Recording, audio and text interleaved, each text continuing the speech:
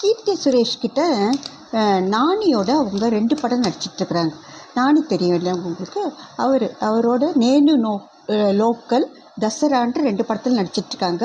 அதை பற்றி கேட்கும்போது நானி, அவர் மனைவி, அவர் பையன் அர்ஜுன் எல்லாருமே எனக்கு ஃப்ரெண்ட்ஸு. நானியும் நானும் 1 மணி நேரம் பேசினா 30 நிமிஷம் சினிமா பற்றி தான் பேசுவோம். அவ்வளோ சினிமா மேலே அவருக்கு அவ்வளோ வெறி, அப்படி ஒரு காதல். எப்போ ஹைதராபாத் போனாலும் அவங்க வீட்டுக்கு போயிடுவேன்.